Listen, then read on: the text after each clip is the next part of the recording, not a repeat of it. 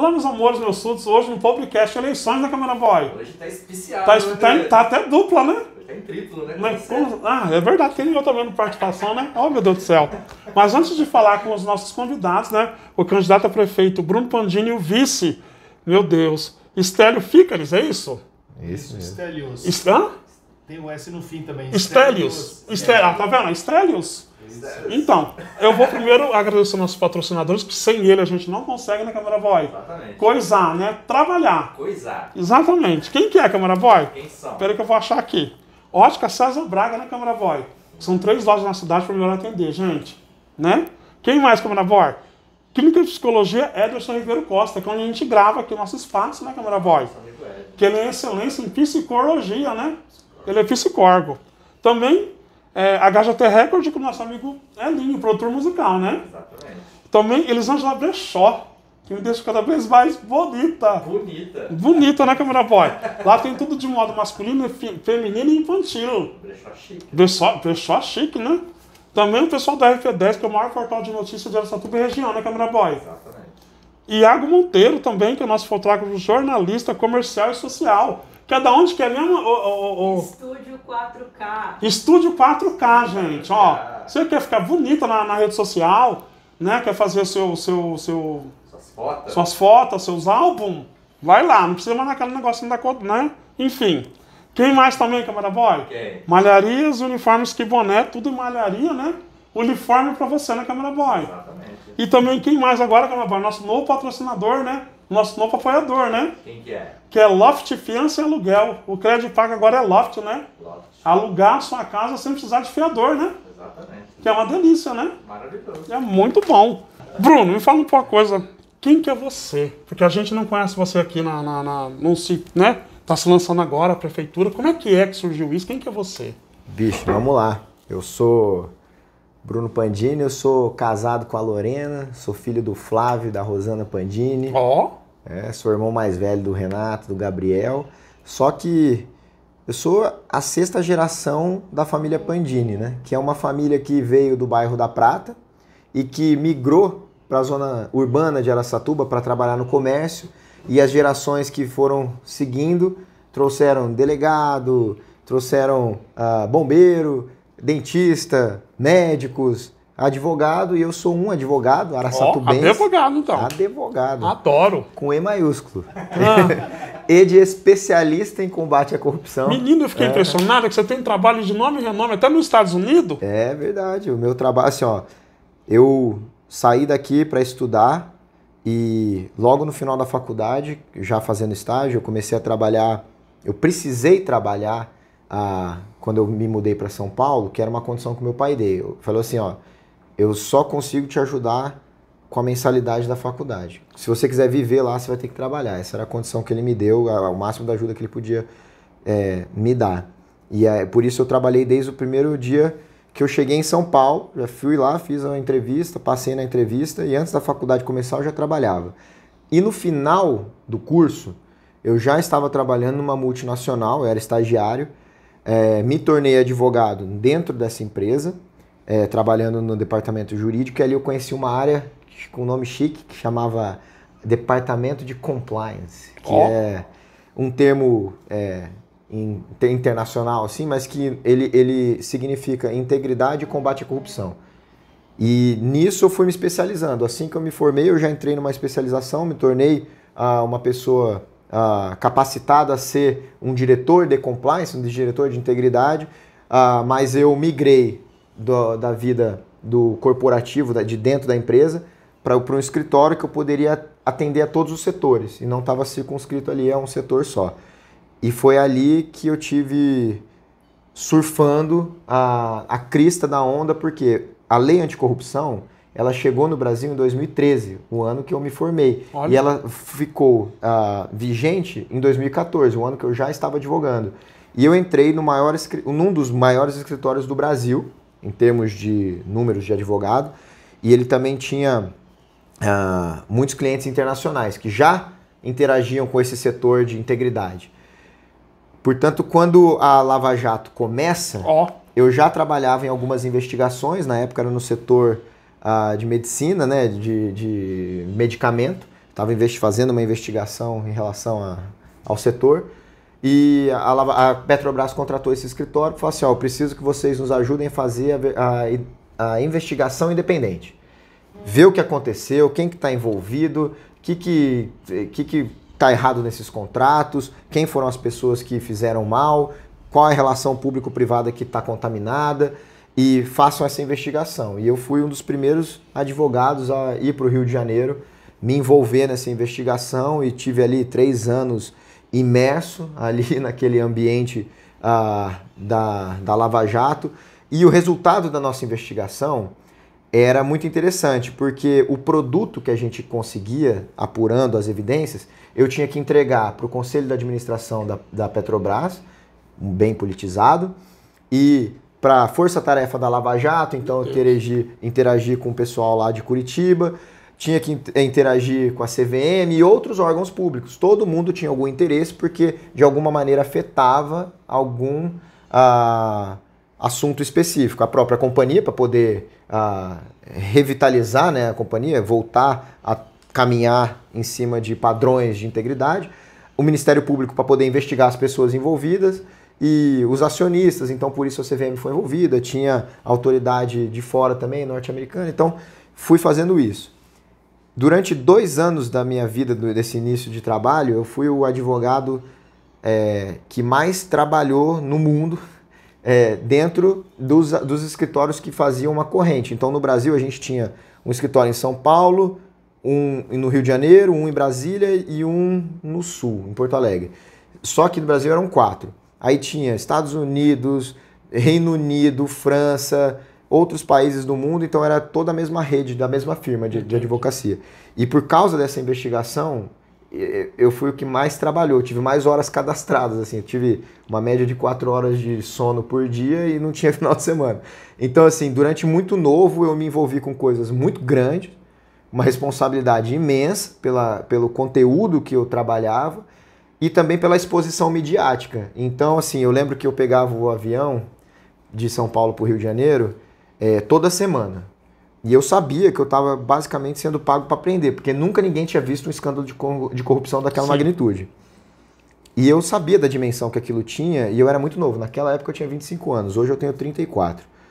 E eu aceitava o cafezinho do avião e vinha com o papelzinho da companhia aérea. Aí eu escrevi assim, Deus, me ajuda, me dá força, me dá foco, me ajuda a aumentar minha fé. Eu não posso vacilar aqui, porque tem muita coisa em jogo. Sim. A partir do momento que eu me envolvi com aquilo, tinha mais gente dentro da Petrobras com mais tempo de companhia do que eu tinha de vida. Então a relação da vida dessa pessoa com a própria empresa era maior do que eu já pudesse ter experienciado na minha vida. E o impacto que isso causa na família desse cara, na família do brasileiro, porque todo mundo sofreu os efeitos disso, né? Por causa dos preços da gasolina, preço das coisas, dos derivados daquilo que a Petrobras produzia e as empresas que estavam envolvidas naquilo também, né? Construtoras e tal. Fora que vocês também correm risco, né? A família de vocês também corre risco, não corria? De certa forma, indiretamente, por estar investigando? Claro. A primeira vez que a gente entrou no prédio da Petrobras, no centro do Rio de Janeiro, nós fomos de terno e tal, como tradicionalmente a gente fazia, só que no dia seguinte a gente foi para coletar dados, né? Pegar material, informação, documento, computador e tal. E aí o pessoal fazia um jornalzinho da Petrobras, o pessoal lá do prédio, falava assim, ó, os homens de preto da Petrobras. Aí depois desse dia a gente já tirou o terno, já ficou mais à vontade, assim, porque é um trabalho que tem uma característica um pouco policialesca, mas na verdade ela é toda corporativista, assim, é o dever da empresa de investigar assim e colocar na nossa mão uma investigação independente, né? Porque se a própria empresa faz ali sua auditoria, você não tem aquele critério de independência. Então nós estávamos lá para garantir que fosse feito a mais robusta investigação possível dentro de uma independência. Então essa foi a minha vida durante 10 anos. Nem tudo é investigação, muitas das coisas que eu fiz também para grandes empresas foi empresas inclusive que têm nas suas contas um orçamento maior que Araçatuba, pra você ter uma noção. Então a tomada de decisão lá também é muito importante. Entendi. E aí qual que é a maior característica ali? É fazer uma análise de risco. Análise de risco que me implementa os processos e os procedimentos que vão evitar que eu tenha problema. especialmente nessa relação público-privada, no assédio que o poder público tem sobre as riquezas da minha empresa, sobre os meus executivos. Então me ajuda a construir um caminho onde a pessoa tem uma direção reta para seguir. Então foram esses anos de experiência que me foi forjando essa característica de entender qual que é o impacto que uma boa, que uma má decisão causa. Isso me levou até os Estados Unidos, então eu tive uma ampla experiência. E como surgiu o interesse para entrar para a prefeitura de Araçatuba? O que despertou você? Porque eu brinco com a minha esposa que eu falei assim, eu tava de frente para Casa Branca um dia e falei assim, poxa, um dia eu quero trabalhar em cima da rodoviária, sabe? Ó, melhor? Mas na verdade foi o seguinte, quando eu tinha 15 anos, eu visitei o meu avô e o meu avô falou assim, Bruno, você é meu neto mais velho, me enche de orgulho ver você crescer e se relacionar bem com a sua vida, fazer as coisas do jeito certo. Se você continuar fazendo isso pro resto da sua vida, você vai colher bons frutos para você, para sua esposa, para sua família. Mas não guarde isso só para você. Se um dia você quiser impactar mais gente, sugira o caminho da política. Ele sugeriu o caminho da política porque era o caminho que ele conhecia. Ele nunca foi político. Aliás, ele foi candidato a vereador, mas nunca ganhou. E foi uma vez só também. Mas esse era o caminho que ele conhece. Você pode servir pela religião, pela saúde, pela educação, pela medicina. Todo trabalho é divino. Mas essa semente que meu avô plantou em mim me pegou bastante. Porque quando ele falou assim, sirva pela política e me deu tchau, o Bruno de 15 anos se viu naquela situação e falou assim, cara, teu avô nunca te falou isso. Que é isso? E assim, eu saí de lá da casa dele com esse pensamento e hoje eu tenho certeza, pela crença que eu tenho, de que meu avô estava à frente do tempo dele, porque foi a última conversa que ele teve comigo em vida. Porque eu viajei e ele faleceu. Olha. Então, a última coisa que ele me falou foi isso, entra na política, cara. E demorou dos 15 aos 33 a maturidade dessa semente de ser bem regada, de encontrar caminhos e passar por um fogo, que foi essa experiência do combate à corrupção, para que essa semente quebrasse a terra. E eu, junto com a minha esposa, nas nossas conversas, assim, vamos fazer algo diferente, não vamos morrer medíocre e vamos achar um espaço de serviço. E com essa sua experiência com a corrupção, como é que você acha que pode agregar no posto de prefeito de Araçatuba? Olha, primeiro assim, que eu não me tornei candidato porque eu sou o cavaleiro do apocalipse que vai acabar com a corrupção no país. Entendi. Eu me tornei candidato porque eu sei que a nossa cidade tem necessidades específicas, urgências e emergências, como é o caso da saúde, mas também uma estagnação do ponto de vista do que ela é e tem potencial para ser e como que a gente coloca o esforço correto para que ela realmente transforme o potencial em ação. Então, eu pensei muito na cidade. Óbvio que a minha experiência contribui, porque parte das coisas que fazem as suas ações derem resultado é você não perder tração nem eficiência. E a corrupção faz tudo isso, te faz perder tração, te faz perder eficiência. Quem nunca falou, receba aí 10 mil, você divide tanto para você, tanto para mim, você guarda esse tipo de situação. Sim. Então, só que isso não pode ficar impregnado de que sou eu, exclusivamente eu, que vou fazer isso. Como a minha experiência me deu a chance de saber que é um processo que você implementa, as pessoas têm que saber qual que é o código de conduta, qual que é a regra, ela está clara, ela é simples, você transmite a regra para todo mundo, as pessoas conhecem a regra, você treina as pessoas sobre a regra, você dá o exemplo, eu garanto que eu estou entrando aqui de alma lavada e vou sair daqui de alma lavada, estou falando da prefeitura. E que eu darei esse exemplo. E que, a partir desse exemplo, posso mobilizar as outras pessoas que estão ao meu lado. Elas vão ter a regra correta, o canal correto para fazer uma denúncia, a independência de ser investigado da forma que precisa ser investigado, para que o ambiente se torne mais claro, mais transparente, dentro e fora da prefeitura. A prefeitura devia ser um aquário. E ela não é um aquário. Ou ela é um aquário com uma água bem turva, entendeu? Então a gente precisa mudar. Então a melhor resposta que eu posso te dar é, sim, eu sei que isso vai me ajudar a tomar as boas decisões. Se você tem um bom projeto e você tem como implementar um processo rigoroso de tomada de decisão, isso faz toda a diferença. Deixa eu perguntar. É outro patamar. Né? O pessoal não está acostumado com esse patamar. Não. Infelizmente, assim, e eu vou dizer, esse pessoal que age de forma corrupta, não passa de ladrão de galinha perto do que eu já investiguei na minha vida. Então não sou eu. É o processo que vai fazer com que esse cara suma dos nossos processos de decisão para a cidade e a gente volte a ter esperança de que as coisas possam mudar. Falando principalmente também dos contratos, né? Absolutamente. E avaliar esses contratos que são feitos pela prefeitura, que às vezes muitos são superfaturados. Ou Eles já... Super.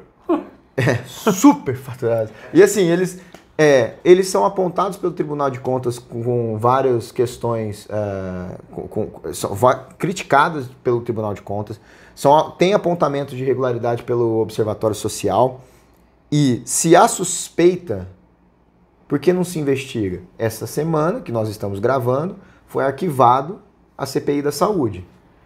Nesta semana, que nós estamos gravando, a Prefeitura contratou uma empresa que é investigada por corrupção, que deveria ser a substituta de uma outra que foi apontada como irregularidade. Então, assim, é um ambiente onde a gente... É a mesma coisa que você falar assim, ó, pô, eu não recebo visita em casa, mas não tem nem campainha, como é que você vai receber visita se você não tem campainha? É a mesma coisa. Pô, você tem um contrato, mas você não audita ele, você não fiscaliza ele, claro que você não vai ver problema. E é o que a prefeitura faz. Então, é você tirar o botão vermelho, sabe? Você não tem onde pedir ajuda, não tem pra quem. E como é que foi a escolha do Partido Novo com o vice? Como é que foi essa escolha? Eu acho que aí o doutor pode explicar melhor, né? Na realidade, eu era para ser candidato a vereador, a priori, né? Até 15 de julho eu era candidato a vereador. Sim. Mas nesse meio tempo as coisas foram caminhando e assim, o Bruno tentou contactar outros partidos para ver se dava liga, né? Se poderíamos fazer alguma coligação dentro de níveis de patamares de honestidade bem razoáveis. E aí o que aconteceu assim é que as pessoas, antes de começar a pensar em Araçatuba, já começavam, né? O que vai para mim? O que é secretaria? O que é cargo? O que é isso? O que é aquilo? E vai um, vai outro, né? E não virou. E a certa altura do campeonato ele falou comigo, né? Falou, vamos porque a coisa não está virando, né? As coligações não vão acontecer, né? Falei, então vamos, a priori, quem era vereador fez um upgrade e virei candidato, né, a vice-prefeito. Mas muito pelo que o Bruno falou. Sim. Né? Quer dizer, essa pessoa que ele é com uma proposta de governar num outro patamar, né? De você trazer para Araçatuba um nível de governança que não se imagina que possa ser feito por aqui. Então você instituir um nível em que o processo, que é totalmente impessoal, persista, de modo que daqui para frente as coisas caminhem dessa forma. Então você vai ter regras que vão ter que ser obedecidas, independentemente de quem esteja no poder.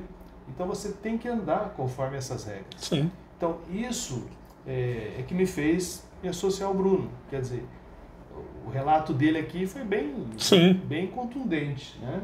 Então assim, é um cara bom, rapaz jovem. Eu acho que inclusive nós vamos nos orgulhar muito, né, no futuro de falar, o Bruno é daqui, de Araçatuba, tal, é um exemplo de político, porque ele é muito diferente do restante que está por aí. E do mesmo jeito que ele falou, eu não quero ser medíocre, ele falou assim, eu não posso abrir mão, né, de poder me associar a ele e poder dar um pouco vamos dizer, que as pessoas me conhecem um pouco mais, e aí me associar a ele, porque ele precisa disso e ele merece isso, né? E eu também quero ajudar Araçatuba, porque a parte da saúde é complicada. Muito. Então, a gente fez uma boa combinação, né? A gente pensa de maneira parecida, né? Então, essa liga foi fácil de acontecer, né? Então, ele com a parte de governança e com a parte de organizar a prefeitura e eu trabalhando na parte de saúde pública, que é uma das dores mais importantes no momento da cidade, combinamos bem e eu acho que, de longe, sem falsa modéstia, nós somos a melhor chapa. E como é que vocês veem, se caso, né, foi eleito a prefeito, como é que vai ser a relação de vocês com os vereadores? Como é que tem que ser? Porque a gente vê ultimamente uma relação estranha, né? conchavos. Esses conchavos, porque assim, normalmente o vereador é para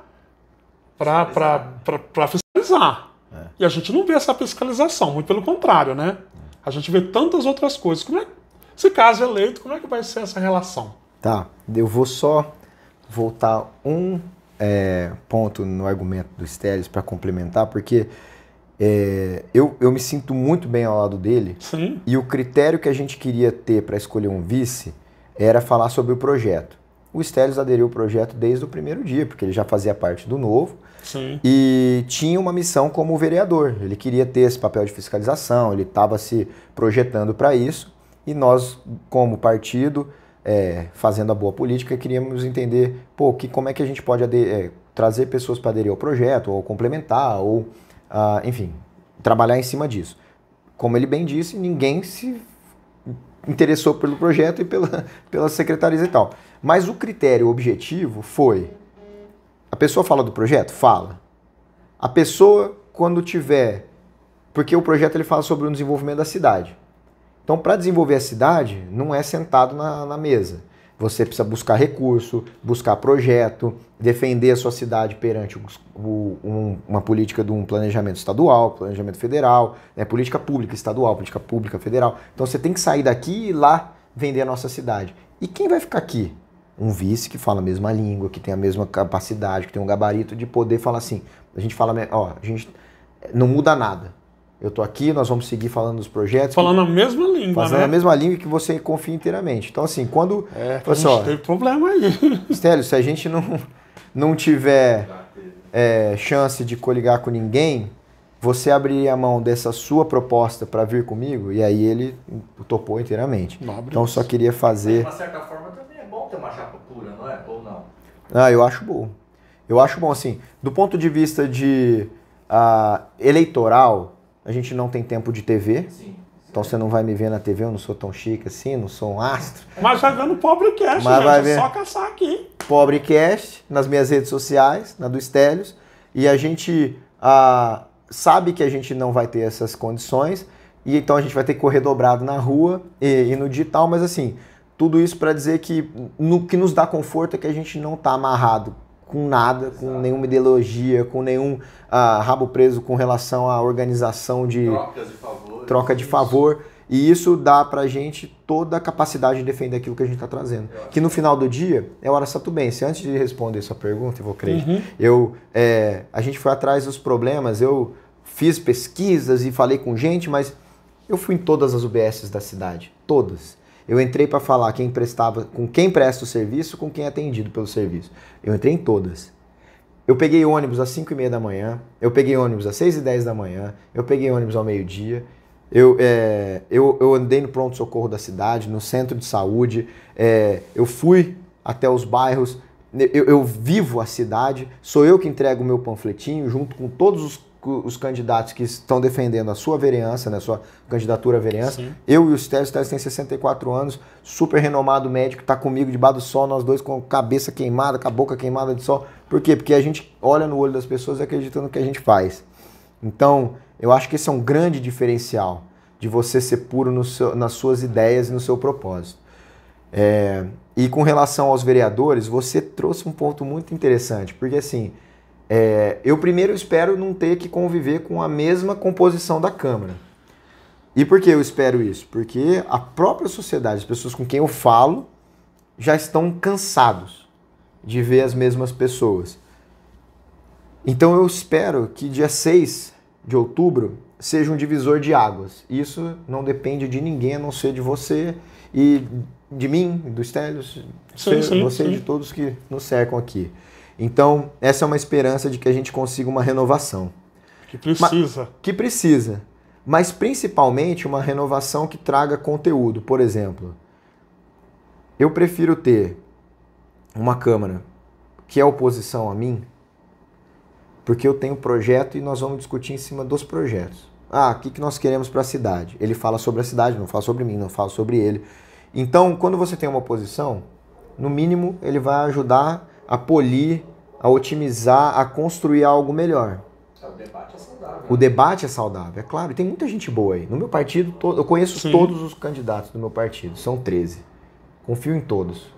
quem entrar, a gente vai estar em boas mãos. E eu não sou hipócrita para não entender que em outros partidos também tem gente boa. Eu espero que essas pessoas também estejam lá.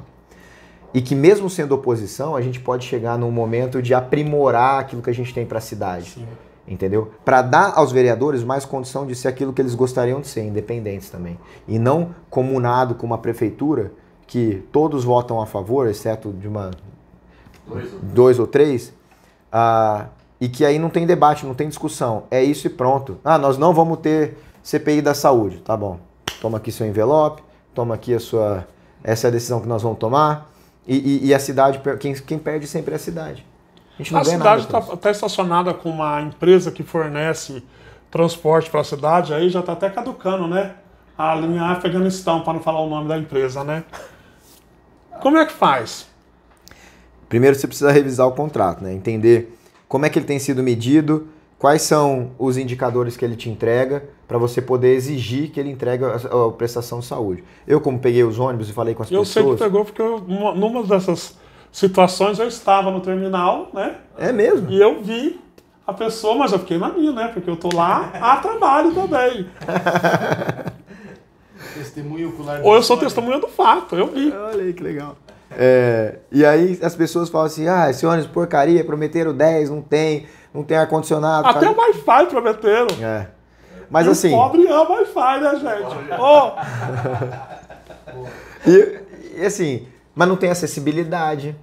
Tem, né? Alguns tem, mas assim, não tem para todos, deveria, porque é o transporte coletivo, você não prevê quando uma pessoa vai precisar.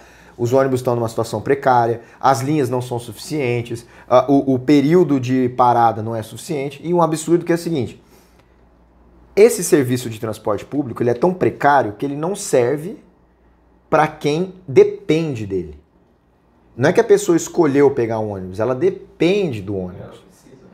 Uma cidade que se diz de primeiro mundo, que quer ser a cidade do futuro, ela olha para o transporte público falando assim, o transporte público é uma opção para quem quiser andar no transporte público coletivo de qualidade. Você tem seu carro, pode ser o carro do ano, amigo, tudo bem, você gosta de carro, vai andar de carro, tudo bem, vai queimar gasolina. Mas o ponto é, você pode optar por ter um serviço de qualidade. A gente está distante dessa realidade. A gente não... Nós estamos na época dos Flintstones. E qual que é o ponto? Assim, se isso já é deficitário, você precisa cobrar a empresa que está lá. Você tem que pensar que o serviço deve ser muito maior. E se ele for de qualidade, óbvio que as pessoas vão utilizar. Só que ele precisa servir. Se ele não serve, o cara vai juntar o dinheiro que ele pode para comprar uma motinha.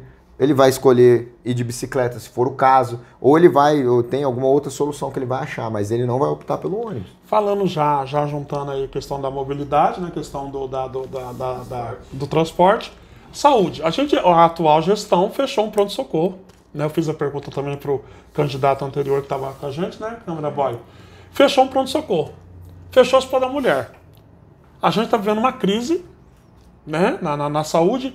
Como é que vai ser sua proposta para a questão da saúde? Bom, Ou se tem uma proposta para isso, se tem solução, porque a gente não consegue ver a luz no fim do túnel. Com esse monte de morte, com esse monte de situação, a Santa Casa entrou com um pedido de recuperação judicial. Olha, quando a gente se reuniu com a equipe de saúde, o Stelios, ele tem uma das vozes mais ativas lá, mas nós temos outras pessoas nos auxiliando. E nas primeiras reuniões, eu me lembro da pessoa técnica falando pra gente assim, vocês vão ter muito trabalho. Aí eu falei, pode parar, porque tirando Deus, nada é infinito. Até um problema tem um teto. Todo problema tem um teto, tem um limite. Me mostra onde é que está o limite, que aí a gente vai procurar o tamanho da escada suficiente para transpor ele. Mas o negócio é, para você poder mudar uma realidade, o primeiro passo para você mudar uma realidade consiste em você entender qual é ela. Então a gente tem o diagnóstico, nosso programa de governo, ele conceitua as nossas ações para evitar cair no erro de colocar lá uma promessa. Vou trazer um hospital, vou abrir o pronto-socorro. Mas ele identifica. Paralelo ao programa de governo, a gente tem um projeto executivo de saúde que a gente tem a capacidade no dia 1º de janeiro, já ter condição de trabalhar em cima daquilo. E basicamente, assim, o Stelios pode me complementar, mas para deixar mais acessível a todos, a saúde ela tem suas divisões do atendimento básico, atendimento secundário e terciário. Basicamente é o seguinte, a prefeitura é responsável por você ser bem atendido no postinho de saúde. Você precisa ser atendido e você precisa ter solução. Quando isso acontece, a prefeitura precisa, por lei, pelas melhores práticas que são praticadas no mundo em relação à saúde, te dar 85% de solução. E o que significa que a gente já tem, pelo menos, estrutura suficiente para dar essa cobertura. Eu sei que falta médico, eu não sei quantos médicos faltam, porque a honestidade intelectual que me faz responder é o seguinte, eu preciso entender quais são o que esses prestadores de serviços têm de indicador para dizer onde é que está faltando médico. Porque eu fui em todas as UBS da cidade e eu sei que os próprios prestadores de serviço falam que em média de 10 a 15 pessoas por dia ficam sem atendimento. Não é nem que foram lá, foram atendidos e foram mal atendidos se for o caso de você ter voltado para sua casa doente. Mas se você não sequer foi atendido. Eu mesmo estive doente num dia que eu fui, só que eu não estava doente o suficiente para ser atendido segundo o protocolo. Então a nossa ideia é entender... Claro que tem. Ué, se você não tiver com a pressão X ou Y, febre, tá tudo certo. Exato, tá tudo certo. Volta para casa, toma um chá com o pajé e depois volta de novo. Depois. É a saúde. Ainda que se tivesse pajé, a gente estava em melhores condições, porque eu acredito na... Mas enfim, o ponto é que o processo da saúde ele precisa mudar desde o postinho para que você seja atendido de forma humanizada. Porque também não adianta você ser atendido de qualquer forma.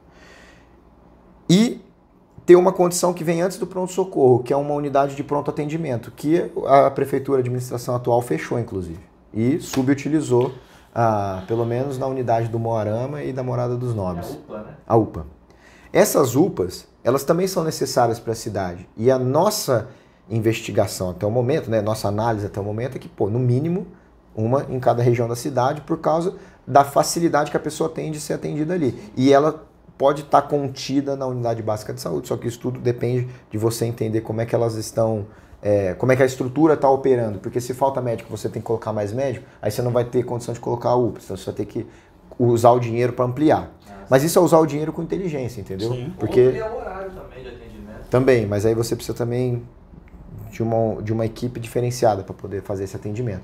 Mas é isso que eu estou te falando. Se você atende e dá solução para 85% da população, o que você acabou de fazer?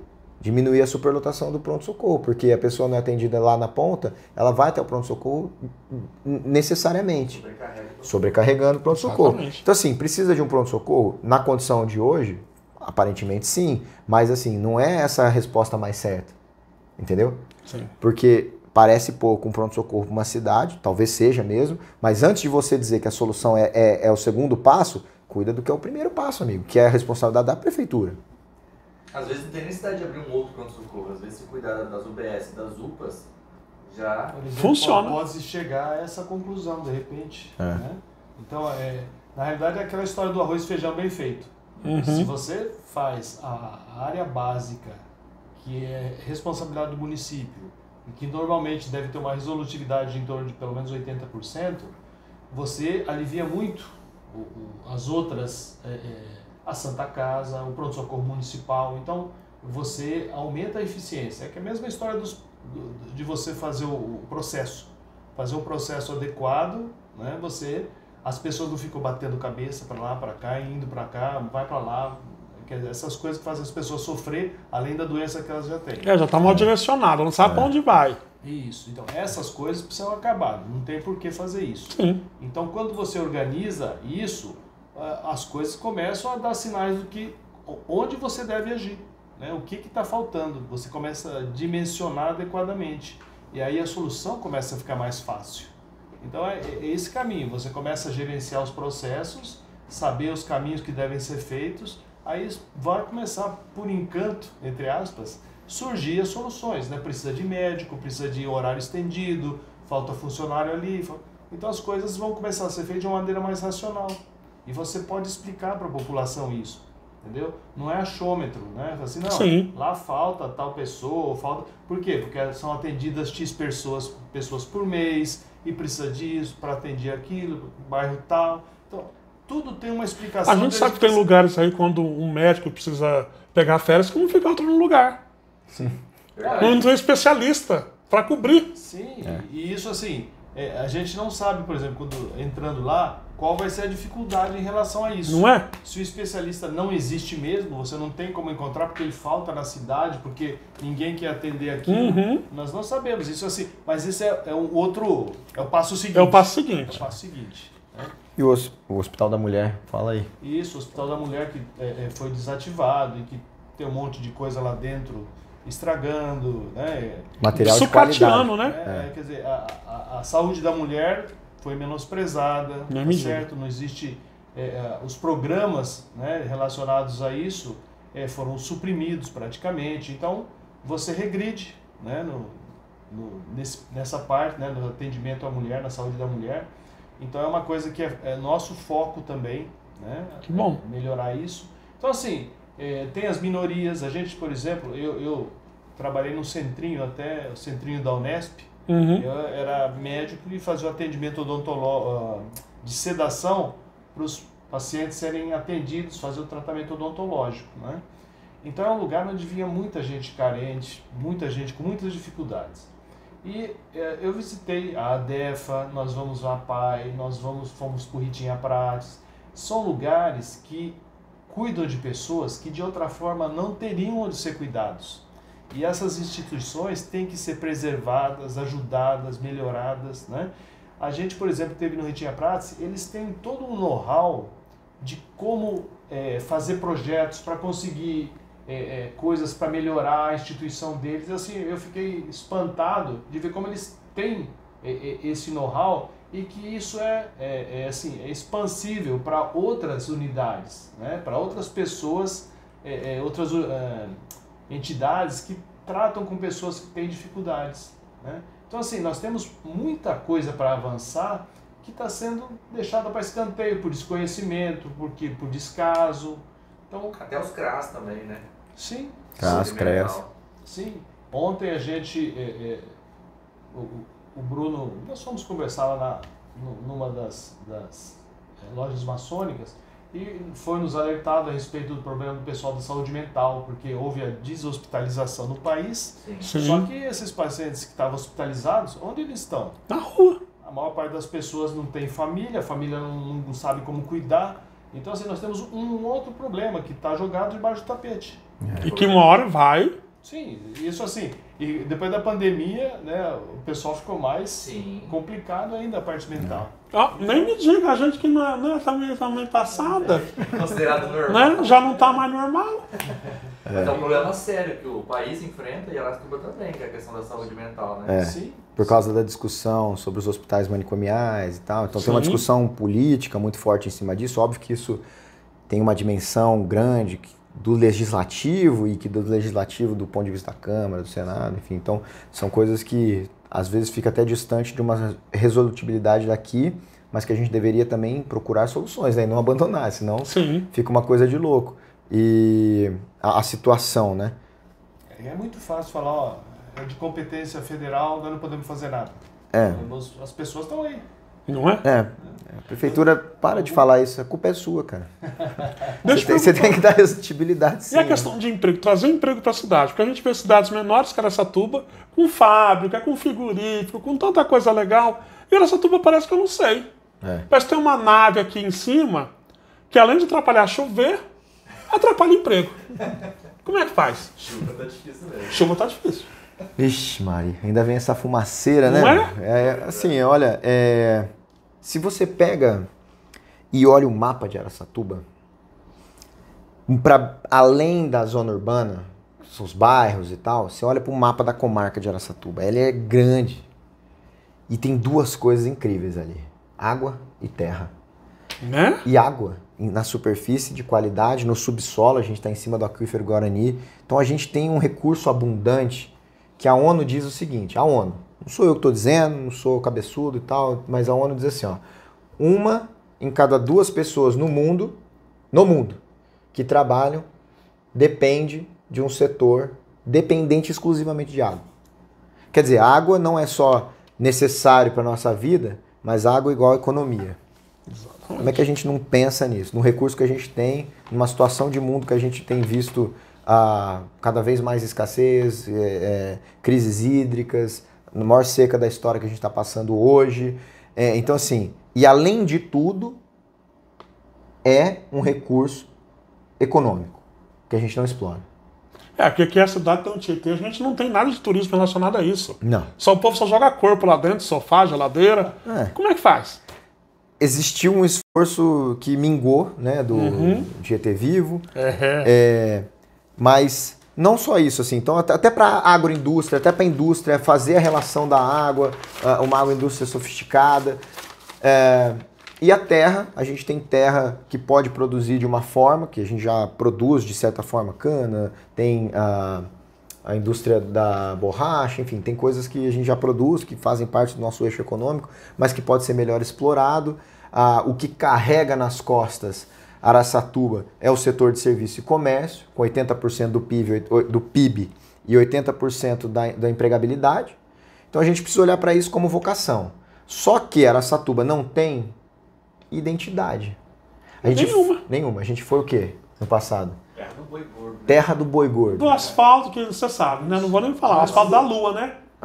Antes do boi gordo era do asfalto. Era do asfalto, porque não tinha paralelepípedo e começou já direto, né? Fomos a primeira cidade de São Paulo. Década de 40.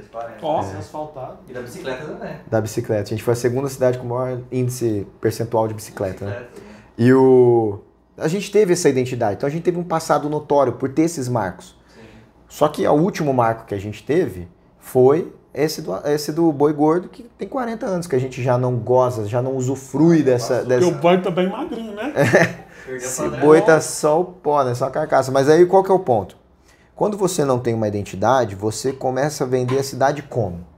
Sabe? Pra quem, né? Para quem e como. Então, o nosso plano é falar sobre um desenvolvimento econômico sustentável. Mas o que é isso? Primeiro de tudo, antes de falar da sustentabilidade, é desburocratizar, porque já existe pessoas, empresários, empreendedores que trabalham na cidade e a duras penas geram riqueza aqui. Tem indústria que gera riqueza aqui. Talvez não é no volume que a população precisa em termos de ter emprego suficiente para todo mundo ou arrecadação, mas tem indústria que gera... Tem o parque industrial, né? Não sei Tem. Fui visitar o Parque Industrial. O Parque Industrial é algo que eu gostaria de falar sobre futuro, e quando eu fui lá eles falaram assim, tem um problema de 20 anos do passado, cara, que ninguém resolve pra gente. Não é? Então, e eu vou pegar eles como exemplo do que a gente precisa fazer de início, sem gastar recurso para não se comprometer com isso. Desburocratizar e assistir aquilo que lhes faltam, que é regularizar as terras. Com a terra regularizada, você tem condição de entrar com saneamento. Com a terra regularizada, com o papel na mão a respeito da posse da terra, eles conseguem mais financiamento para o próprio investimento. Por quê? Porque os caras não conseguem dar nenhuma garantia quando vai pedir financiamento. Porque a terra não é deles, eles têm que achar outras soluções para garantir. Então, assim, só de você resolver essas questões, desburocratizar outras, facilitar a licença, alvará, tudo de forma absolutamente legal, mas assim... tirar da mesa aquela pilha de coisas que está embolada e que se você despachar, a cidade já consegue ter mais fluidez da riqueza que já está aqui. Isso é um caminho que precisa ser feito de qualquer maneira. Inclusive, se for um adversário político que está ouvindo, faça isso se por acaso você estiver em algum lugar no ano que vem. Espero que não seja você, mas... Esperamos que sejamos nós. Mas uma outra coisa, o outro eixo importante nosso é da inovação. A gente gosta muito disso, porque você vai trazer coisas que a gente chama de valor agregado, né?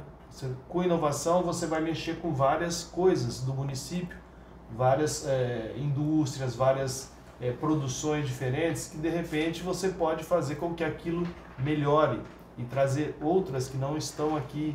Então, a inovação é um eixo muito importante. A gente tem contato com pessoas que têm interesse nisso.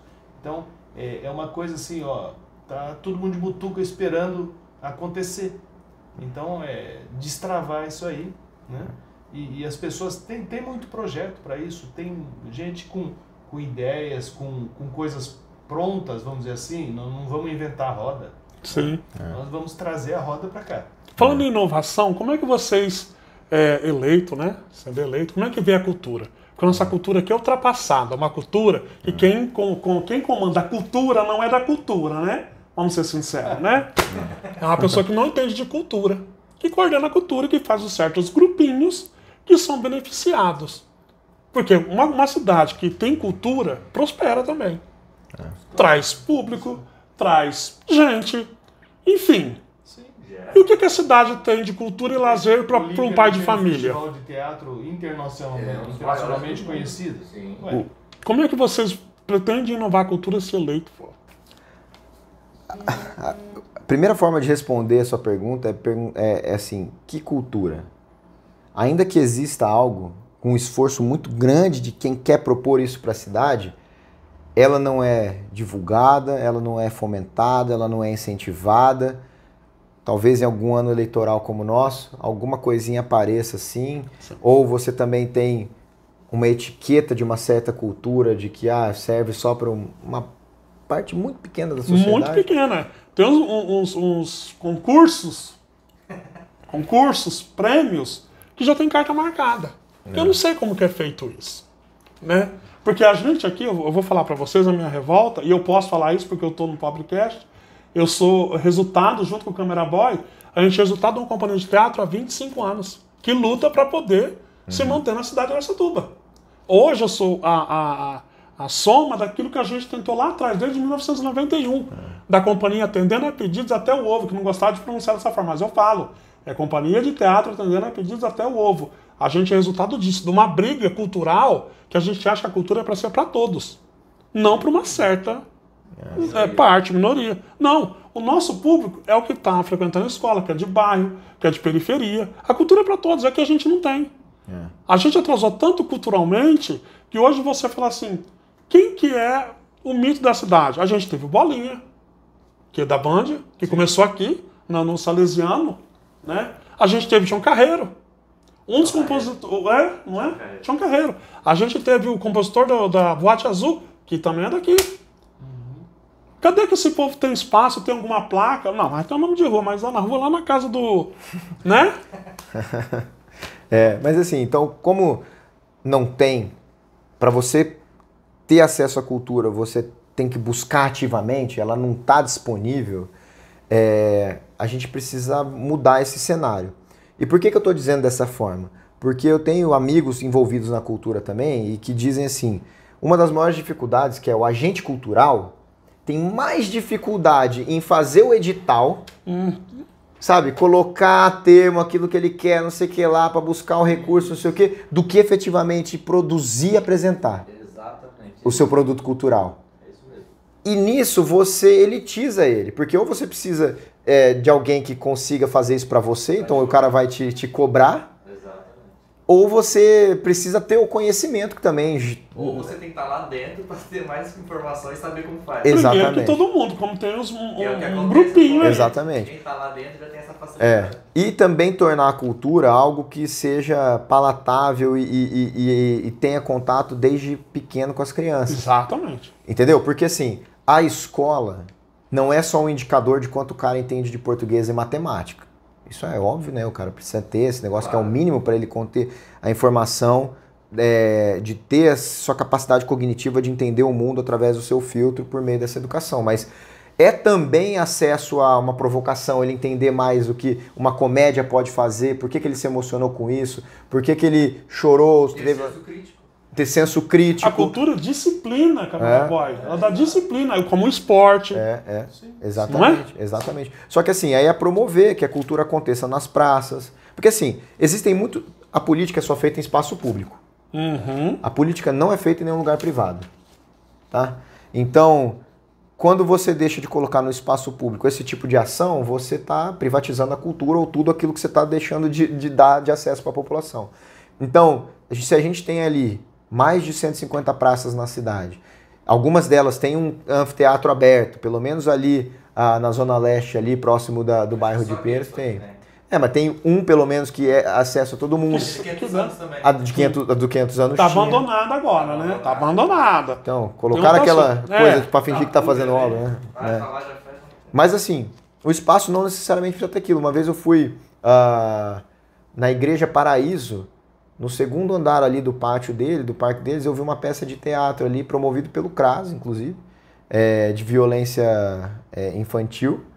E assim, era só cadeira de plástico, o cara botou lá, armou lá, ou seja, a cultura chegou, assim. Eu me emocionei, as crianças que estavam lá ficaram impactadas, assim, foi lindo. Então, assim, é só você dar a chance, foi gratuito, cara. Então, assim, é você fazer com que faça parte da vida das pessoas também. Para fechar, primeiro agradecer pelo espaço que você está abrindo pra gente. Eu me senti muito à vontade aqui ao seu lado para poder falar das coisas de Araçatuba de uma forma, embora sejam sérios os assuntos, a gente falou de uma forma mais descontraída também, mas nem eu nem o Stelios estamos nos propondo como possibilidade para a cidade de brincadeira, nem também para testar qual é, muito menos para me envaidecer o Dr. Stelios, ou porque a gente tem um ego a ser inflado, é muito pelo contrário. Nós estamos aqui porque a gente encontrou um lugar de servir a cidade.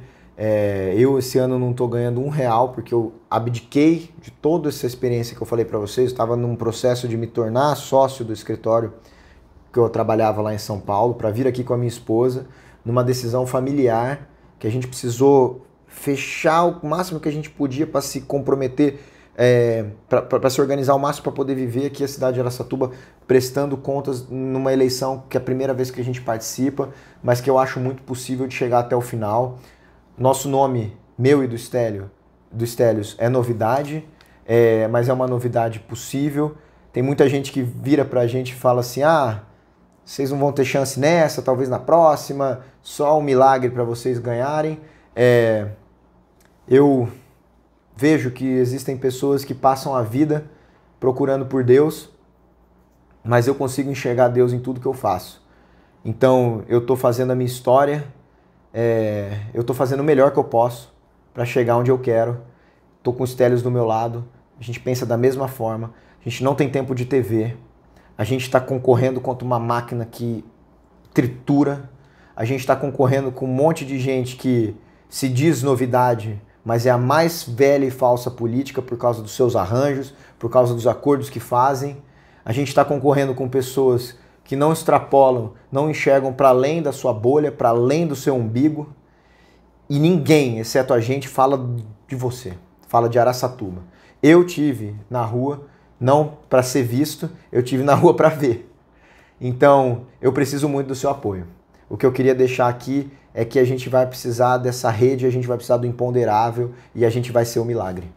Isso, milagres acontecem. Todo dia. Sempre. É isso aí. É isso aí. Eu queria agradecer a presença de vocês. Foi uma delícia bater esse papo. Principalmente lembrar de você, que você não vai lembrar de mim, é evidente, né? Mas enfim. Mas lembrar que aquele menino que eu vi lá na Paraíso, hoje é o Bruno Pandini. Eu lembrava do seu nome, não lembrava o sobrenome. Olha que coisa engraçada. Né? Mas enfim.